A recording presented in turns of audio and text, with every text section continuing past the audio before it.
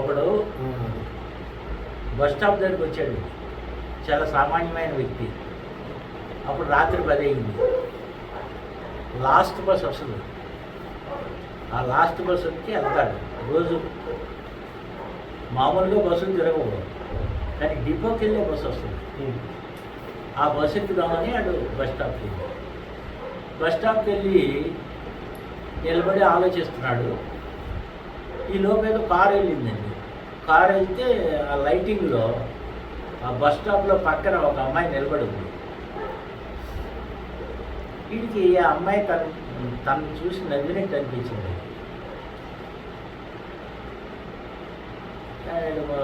మాట్లాడే పని ఏముందంటే మాట్లాడలేదు.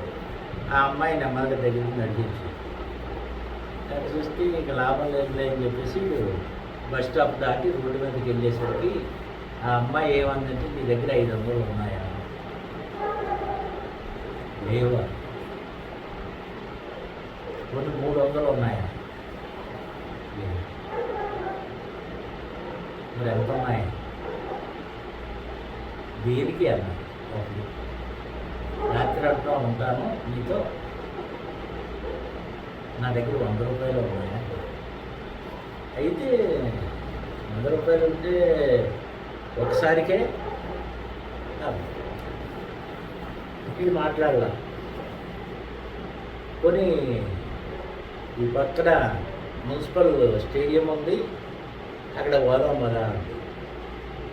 లేదు, నేను కష్టపడి వస్తున్నా, నా ఒళ్ళంతా చెమట పట్టింది, నేను స్నానం చేయాలి, నేను శుభ్రం అయిన తర్వాత అప్పుడు ఆలోచిద్దాం, నా రూమ్కి వెళ్ళిపోదాం అని చెప్పి ఆ రూమ్.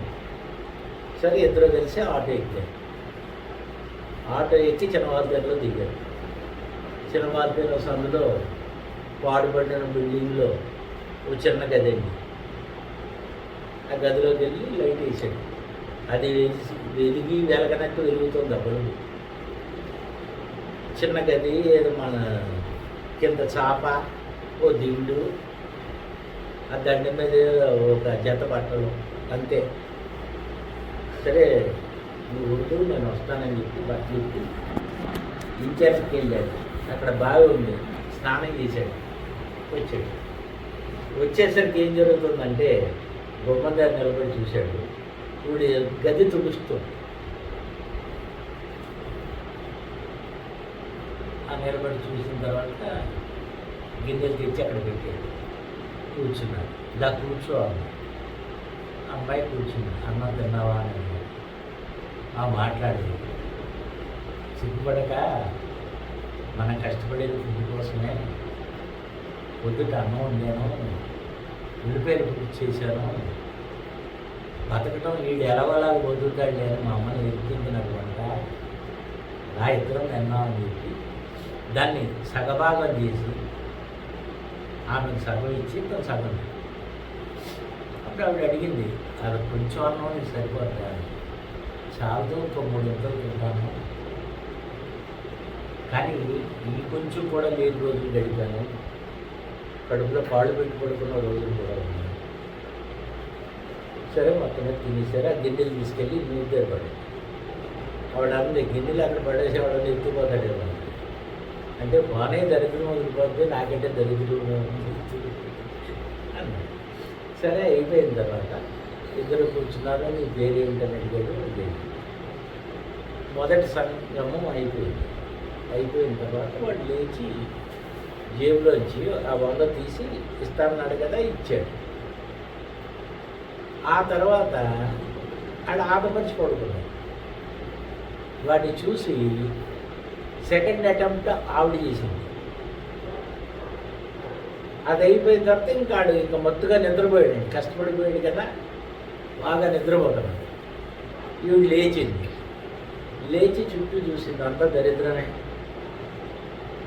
ఆ పైన ప్యాంట్ ఉంటే ఆ ప్యాంట్ తీసి ఎతికింది. బ్యాక్ పాకెట్లో ఏదో ఒక చిన్న కాగితం దొరికింది. బయటికి తీసింది. కరెన్సీ నోట్ కాదు, కార్డు ముక్క. ఆ ముక్క ఇలా చూసింది. ఎందుకు అనవసరంగా టైం వృధా చేస్తున్నాను అనిపిస్తుంది, అయినా చదివింది. మొదటి వాక్యం, అన్నయ్యకి చెల్లెలు రాయినది. అమ్మని తీసుకెళ్ళి హాస్పిటల్లో చూపించాను. చేయి వ్యాధి అని చెప్పారు. బలమైన తిండి పెట్టాలట. నీ ఫ్రెండ్ వచ్చి సరుకులు ఇచ్చేయలేదు. చెల్లికి స్కూల్ ఫీజు కట్టలేదు. నువ్వు డబ్బులు పంపిస్తే వెంటనే కట్టేస్తాను. ఇంట్లో నీ చదువు. అది ఉత్తరం. ఆ ఉత్తరం చూసి వెంటనే జైలు పెట్టేసింది ఉత్తరం. అంతకుముందు ఆడు 100 ఇచ్చాడు కదా, ఆ 100 తీసి జాకెట్లోంచి తీసి ఆడి జేబులో పెట్టేసింది. 2 అడుగులు వేసి మళ్ళీ వెనక్కి వచ్చి ఆ జాకెట్లోంచే ఇంకో నోటు తీసి అందులో పెట్టింది. కలుపు తీసుకొచ్చి ఎక్కట్లో తింది. అంతే.